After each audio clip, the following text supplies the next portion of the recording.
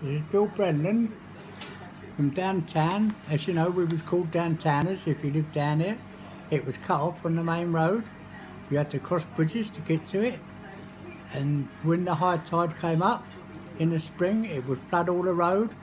And funny enough, the road surface would lift up because it was all what they called tarry blocks, wood blocks.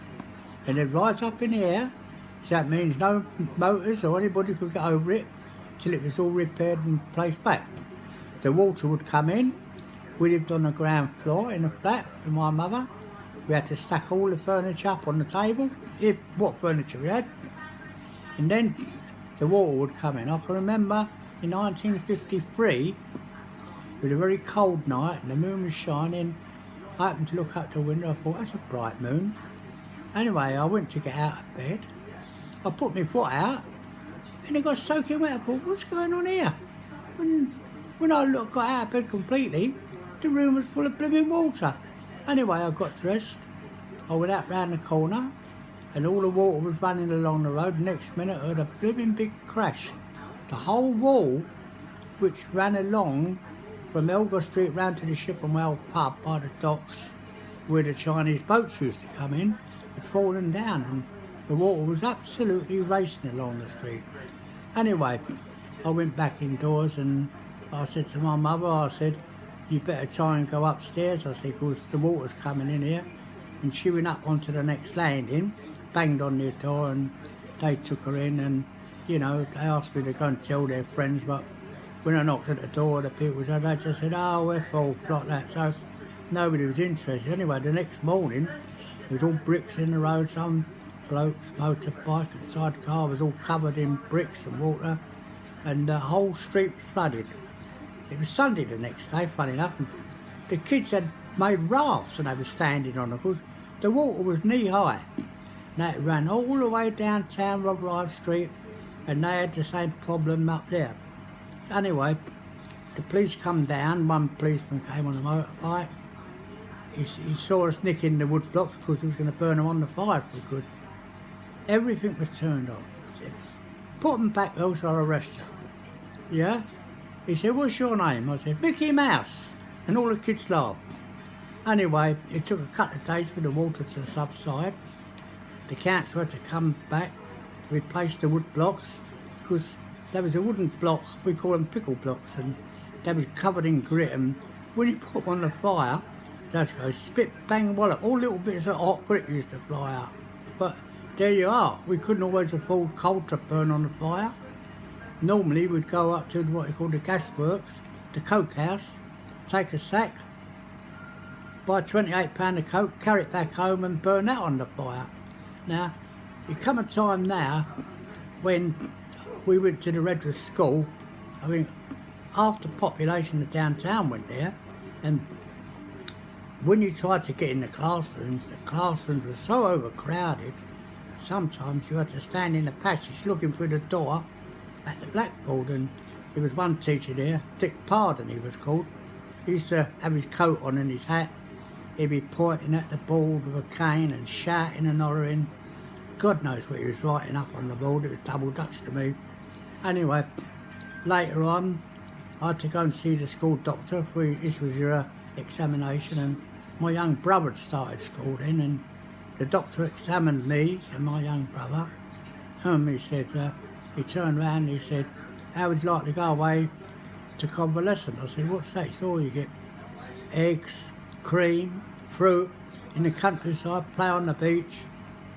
Anyway, he turned around and he said to them, send the youngest to open air class. Well, of course, he made the big mistake of thinking that I was the youngest when I was the oldest. My younger brother was twice my size. And when I used to come into school, he'd be laying on a bed in the sunshine grinning at me, but I never said anything. Well, 6 weeks later I saw the doctor again. He said, not much improvement. Anyway, I was sent off to a convalescent home in Herne Bay. Now, my father took me up the station and he met this lady who was escorting me there. She was a very stern looking lady with a brown hat with a feather in it. Now, he bought the biggest orange you could see off of a barra boy in London Bridge. I'm holding this orange and I hadn't had any breakfast. On the way down there. I went to peel the orange. She stopped me. She said, "Oh, look at a cow in the field there." Anyway, carries on again. "Oh, look," she said, "there's a sheep." I looked out there, saw something, and in the end she produced a boiled sweet. She said, "Don't eat that, you get plenty of fruit when you get there." Yes, plenty of fruit. We got out at the station at Herne Bay. We walked to his home round the back streets. When we went in there, you had to line up, take your clothes off, go and see the doctor. He put me on the scales hardly moved. Anyway, back comes in the hall. We had to sit on a long wooden bench against the cold stone wall.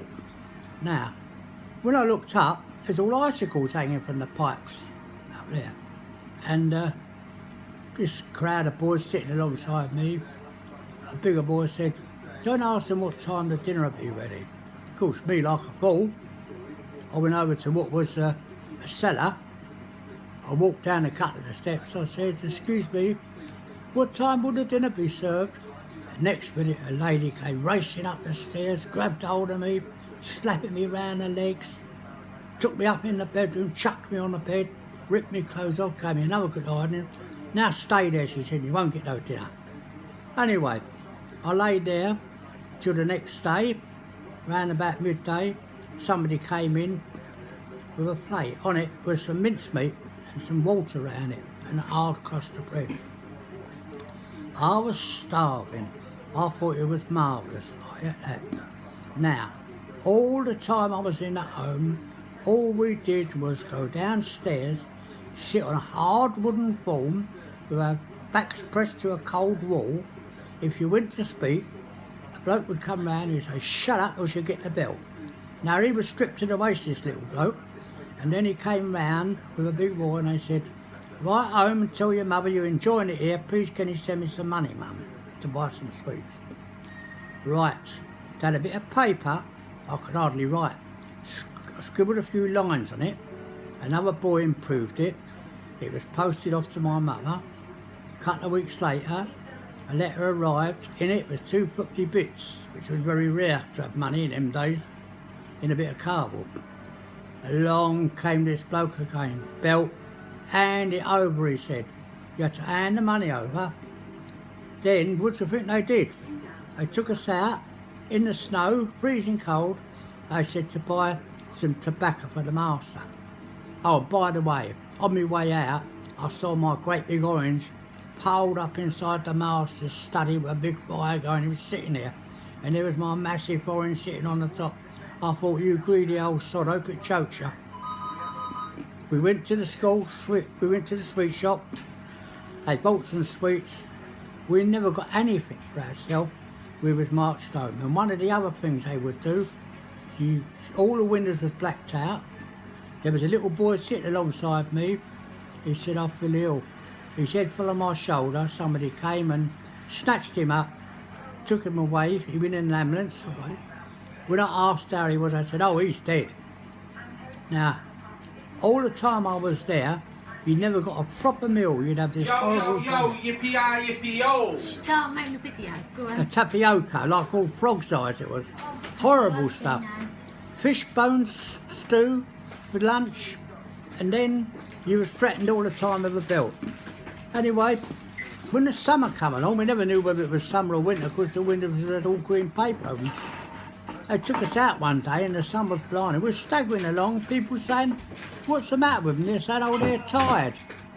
Come Christmas, they laid all the table out with all the Christmas presents and sandwiches. The inspector come in and we were told to say we like it here. Rick. The minute he went out the door, they took the toy off of us. I always remember it was a jumping horse. The toy was taken away, the sandwiches was taken away, and we did not get anything at all for Christmas. That's all. Thank you.